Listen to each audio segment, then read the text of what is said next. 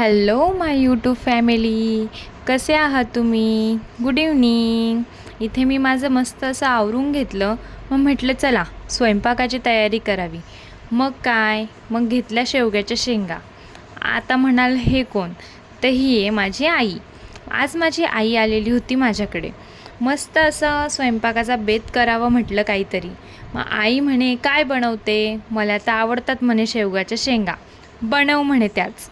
मग काय म्हटलं, दे मग मला मस्त असं सोलून कापून दे म्हटलं तुझ्या हातानेच. मग आई म्हणे आण मी कापून देते. आईने मस्त असं इथे मला शेंगा कापून देत होती.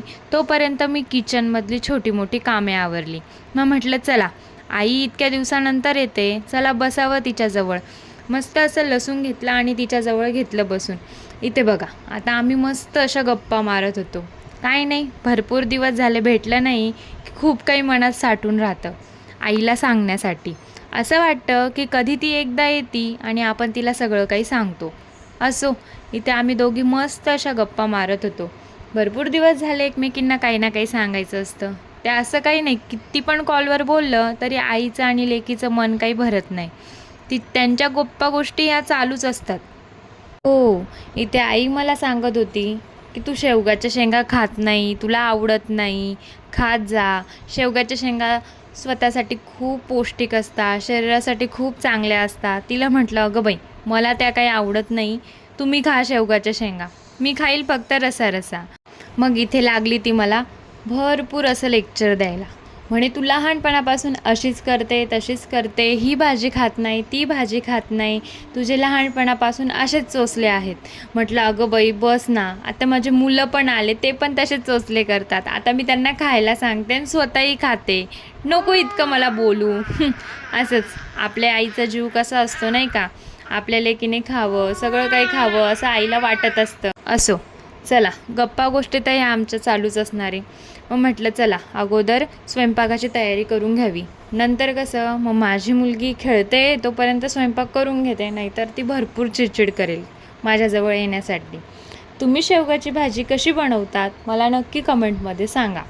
इथे मी मस्त असं तेल टाकलं आहे, थोडं मस्त जिरं मोहरीची फोडणी दिली आणि तेलामध्ये हळद मिठामध्ये मस्त शेवगाच्या शेंगा वाफवून घेत आहे. आणि त्यात थोडंसं पाणी घालेल, कारण की मुलांना शेवगाच्या शेंगाचं पाणी खूप पौष्टिक असतं, म्हणून म्हटलं अजून थोडंसं पाणी टाकेल. तुम्ही कुकरमध्ये पण वाफवू शकता. मी मस्त इथं कढईमध्ये वाफवून घेतले, कारण जास्त काही वेळ त्यांना वाफवायला लागत नाही. मला गरजेनुसार इतकं मी पाणी टाकून घेतलं मस्त आणि ते शेंगा वाफवायला ठेवून दिल्या. आता शेंगा वाफतील तोपर्यंत चला म्हटलं बसून घ्यावा आईजवळ. आईजवळ बसली, थोड्या गप्पा झाल्या आणि मग आले किचनमध्ये. मग म्हटलं चला मसाला बनवण्याची तयारी करून घ्यावी. मग म्हटलं चला, आई म्हणे आण मी तुझे काहीतरी छोटे मोठे कामं करून देते. कसं असतं ना, आई आली का काही ना काही काम ती करत असते. ती म्हणे आण चल तुला खोबरं मस्त असं छान भाजीसाठी किसून देते. मग ती गेली, मस्त मुलांजवळ बसून खोबरं किसून देत होती मला. कसं असतं ना आईचं, आली का आपले छोटे मोठे सगळे काही कामं ती करून देत असते. तुमची पण आई असंच करते का? माझी मम्मी तर आली की मला इतका मोठा लसूण सोलून देईल, म्हणजे तो लसूण मला हप्ताभर जातो. आली की मला खोबरं किसून देईल, म्हणजे भरपूर अशी छोटी मोठी कामं ती करून देते.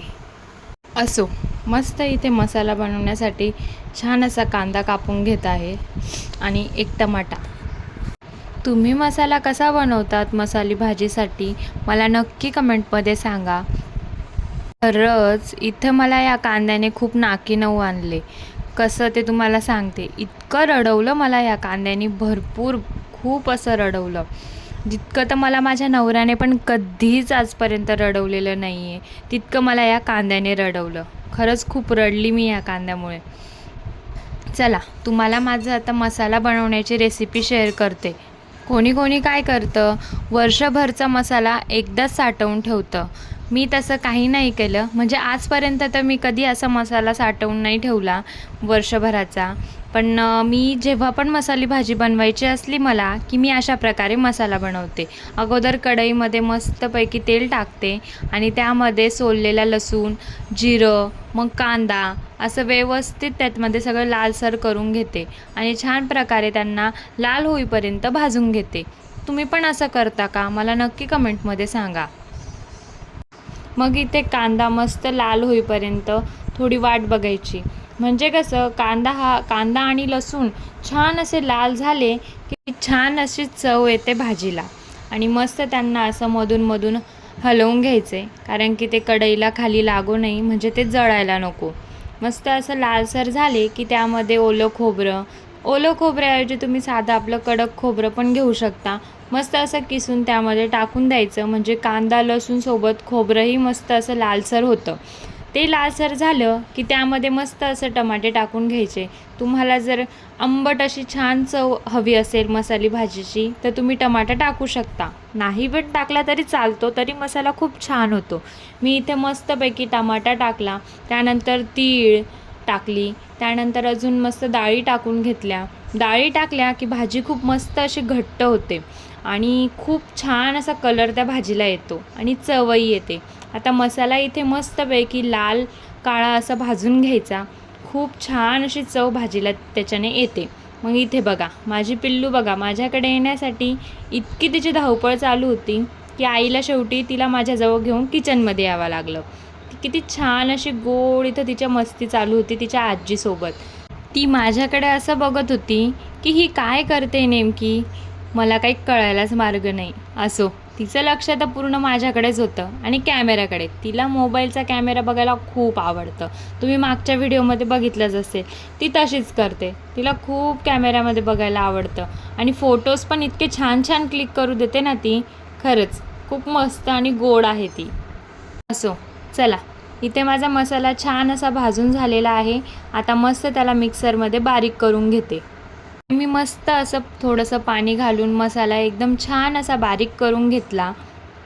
मिक्सरच्या आवाजाची गंमत अशी की मी मिक्सर इकडे चालू केलं आणि माझी पिल्लू हॉलमध्ये रडायला लागली. तिला मिक्सरच्या आवाजाने भरपूर भीती वाटते, ती भरपूर घाबरते. असो, मग इथे उरलेला मसाला पण त्यामध्ये टाकून घेतला. मस्त असं थोडं पाणी घालून तोही मस्त असा छान बारीक करून घेतला आणि मग म्हटलं चला आता भाजीची तयारी करूया. मग इथं शेंगा पण मस्त असं छान वाफवून शिजवून रेडी होत्या. मुलांना खाण्यासाठी मस्त असं इथे शेवग्याच्या शेंगांचं पाणी काढून घेतलं, आईजवळ देऊन दिलं. तिला म्हटलं तू खाऊ घाल त्यांना बसल्या बसल्या. मग मुलं असं मस्तपैकी तिथे बसून शेवग्याच्या शेंगांचं पाणी एन्जॉय करत होते. तोपर्यंत म्हटलं चला मसालाच रेडी करून घ्यावा. मग काय घेतली भाजी करायला. मग मसाला बनवण्यासाठी कढई घेतली. कढईमध्ये मस्त असं तेल टाकलं.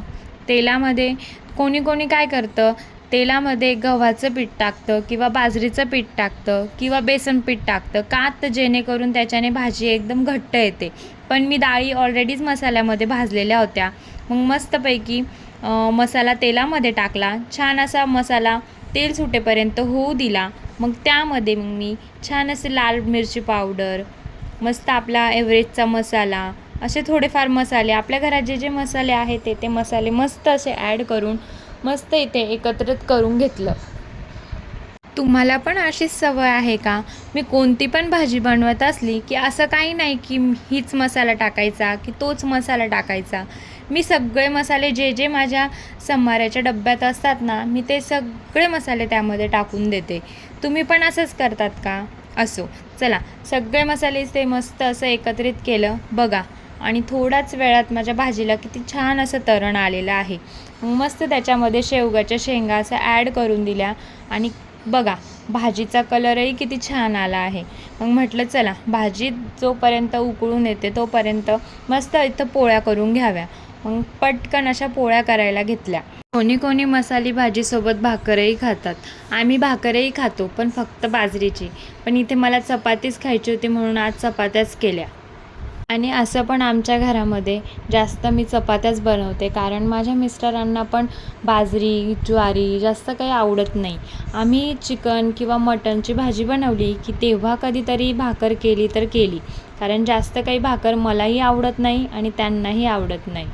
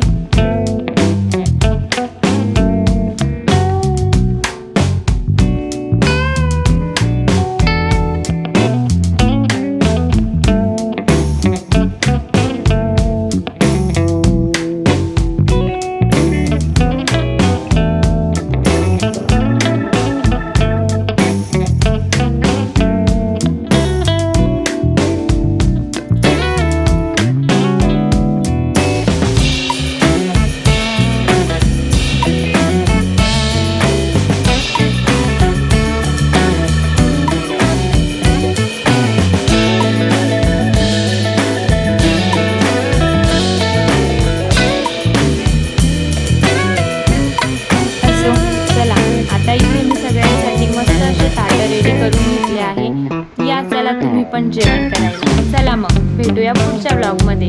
बाय.